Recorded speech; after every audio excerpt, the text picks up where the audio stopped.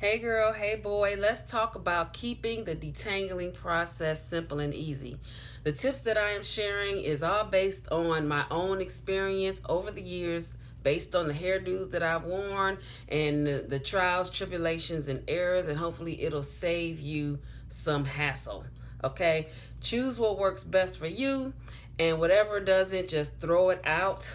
But let's get into it. All right, so I like to wear stretched hairstyles primarily because when your hair is stretched, the sebum, which is your natural body oil, the sebum from your scalp, it goes down the strand a lot easier.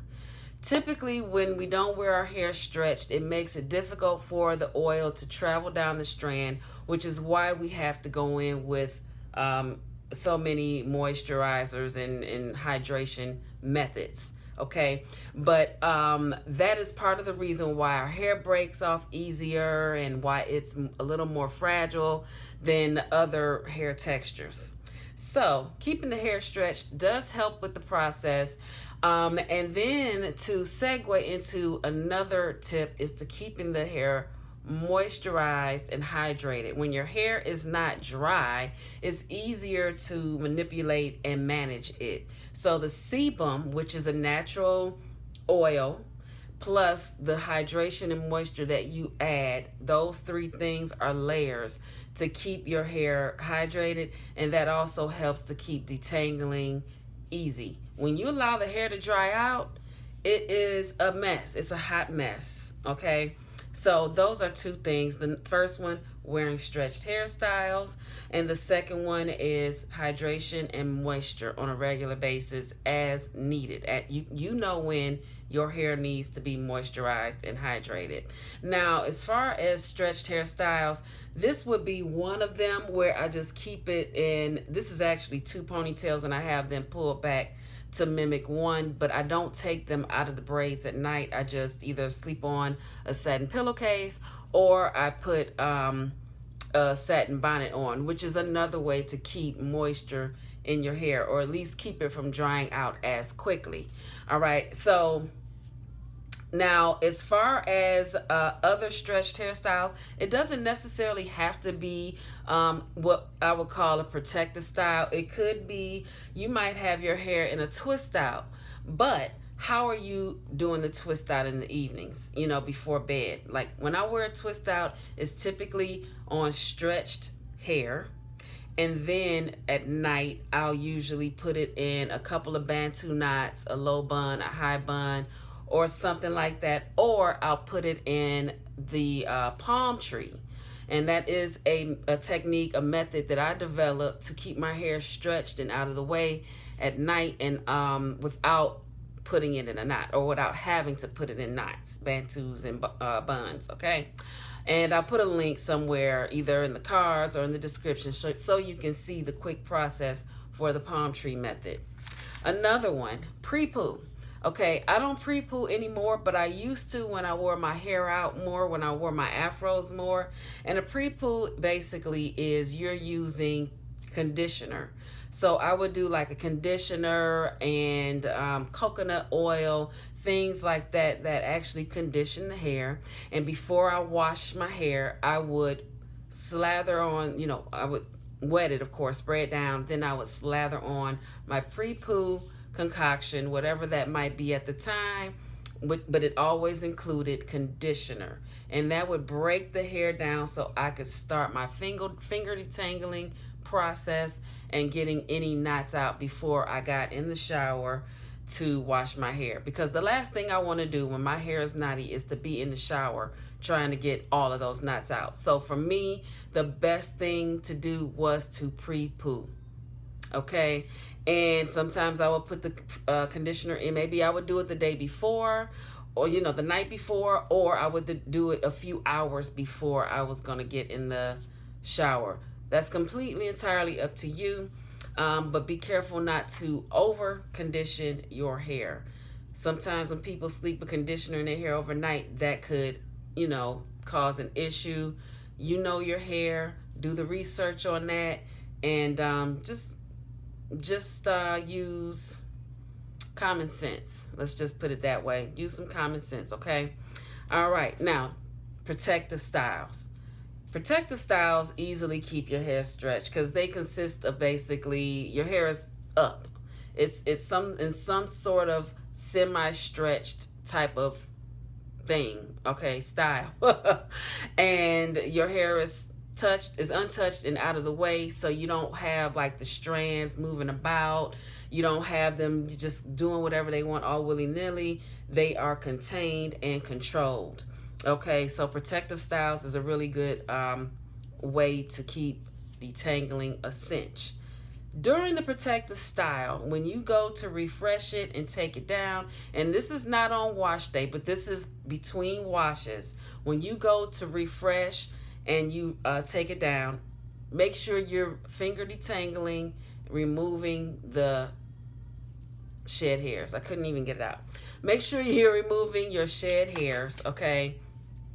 Because those things, ooh, oh my gosh. And I like to use my fingers because I can feel them. I can tell when they are, when I'm pulling them out, and then I can see them on my hands, and I'll just rub my hands, and then I'll have like a little pile of shed hair.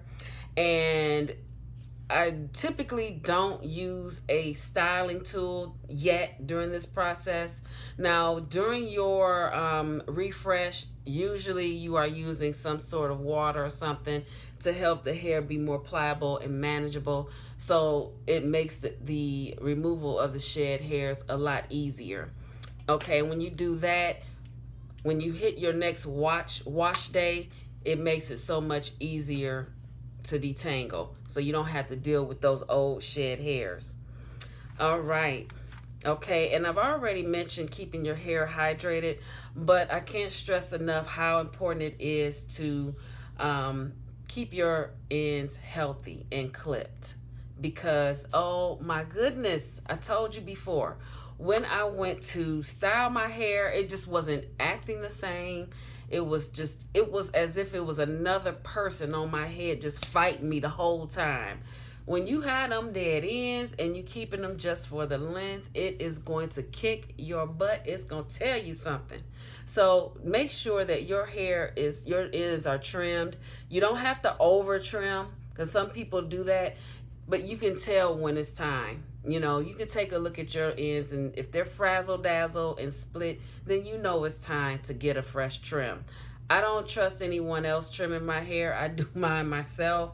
I'll leave that up to you. I am not a professional, but I got hair on my head, and everything seems to be okay. And I've been doing this for a lot of years. This was even before going natural. But I leave that up to you.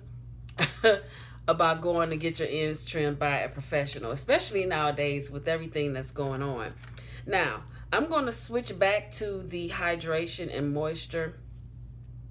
I'm going to also include keeping your hair strengthened, keeping your hair strong. When you know when it's time to maybe add protein to your regimen. When it's time where you might need to add some henna, some kind of herbs to your regimen to strengthen your strands. Do that, because what happens is when you can tell, and it's happened to me where I could tell that my hair wasn't as strong, it would start to like snap off. And not only did it do that, but I experienced more fairy knots. And often for me, the more fairy knots I had, the harder it was for me to detangle my hair. Okay, so you want hydration, you want strength. Okay, that's what we want for our hair, period, no matter what's going on. Okay, so hydration and strength. I would recommend also use a really, really good leave-in. I have used multiple leave-in conditioners, and I have to say, for the longest, I was always team water-based leave-in, like a liquid leave-in. And I still love my liquid leave-ins. They got me very, very far. I was able to stretch them out by mixing them with water and aloe. My hair would be hydrated and nourished. But here lately, I've really been vibing on the melanin hair care. This is not an as paid video. It's just I am helping people who need the help. It is just the most hydrating leave-in that I've ever used, and out of all the cream-based leave-ins.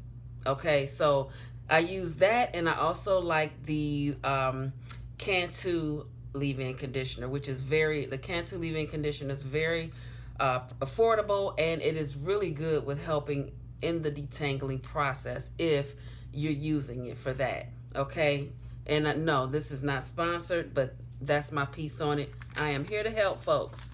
Let me know if you try either one of those and how you like them. Let's see. Oh,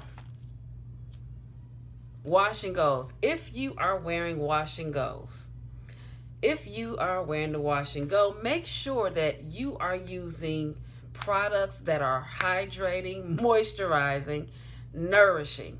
The more moisturized your hair is, the most successful wash and go will be. For me, the most successful wash and go means that my hair stays fluffy, hydrated. It swings when the wind blows, the strands separate.